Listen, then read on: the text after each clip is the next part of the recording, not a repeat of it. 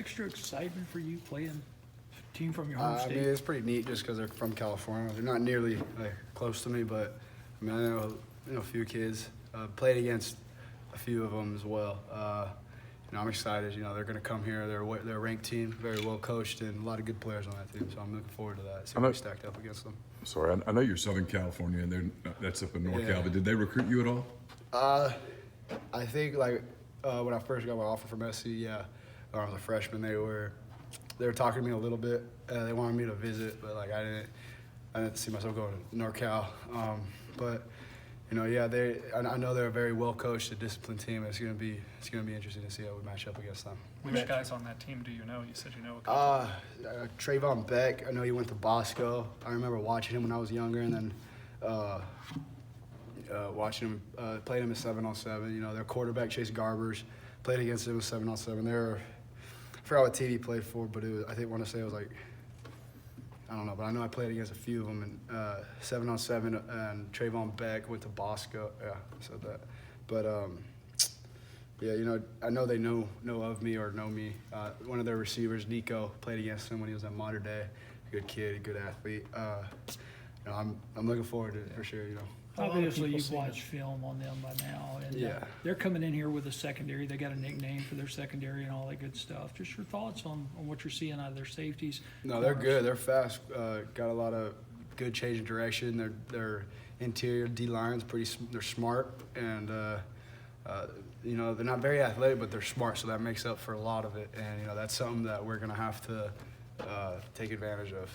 A lot of people seem to think that the early start here and the 2 time zones will be an advantage for you guys. I mean, what do you think?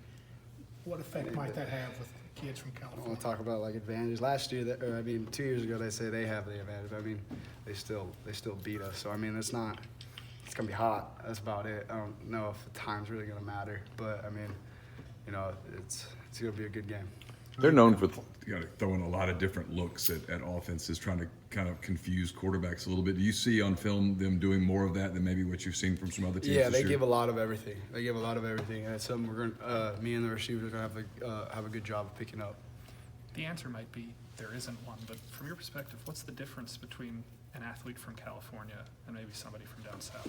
No, I mean, I wouldn't necessarily say there's a difference. It's just, they're from California. They're used to the California lifestyle. They're not used to Mississippi heat, the weather, the humidity. They're not, the time zone's different, as you guys said, if that's an excuse. But, I would say there's a difference, just what we're used to. You said you didn't envision yourself going to Northern California and recruiting.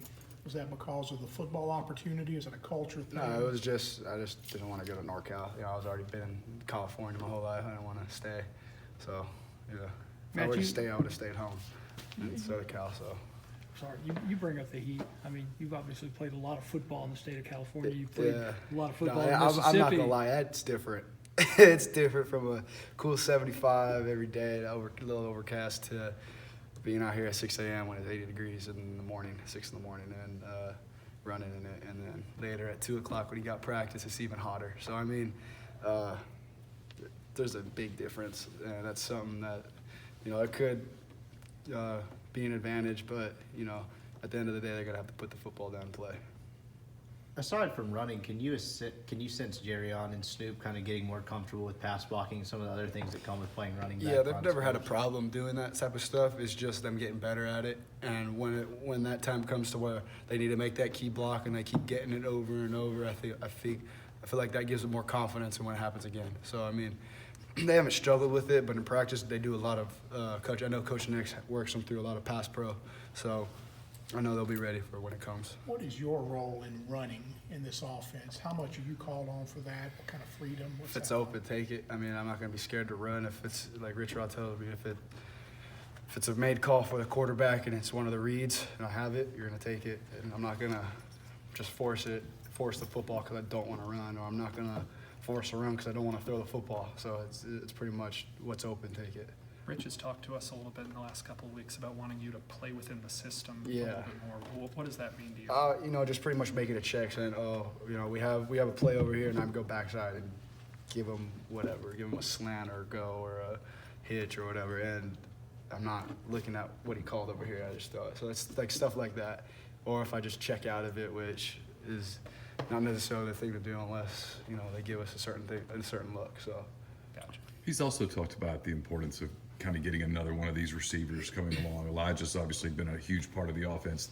None of the other guys have anything resembling those numbers. Do you sense that coming along? Yeah, you know, I mean, I know Coach Peeler's been pressing them about doing the right things and making sure they do those every single play, and you know, just really working them in practice and when we go good on good and scout. So I mean, just getting the ball in their hands at the right time is when the time to work it, and I feel like we've done a good job of that. Along those lines, Braylon looked like he's back at practice. Yeah. If he is able to go, how much of a difference does that make just having an older guy? It's just another receiver that I trust out there. It's just, you know, me and Braylon have the on and off the field chemistry. We hang out a lot, and, you know, that's my brother right there. So I trust him, and it's just him getting reps, him getting back in shape because I know he hasn't been out there a while.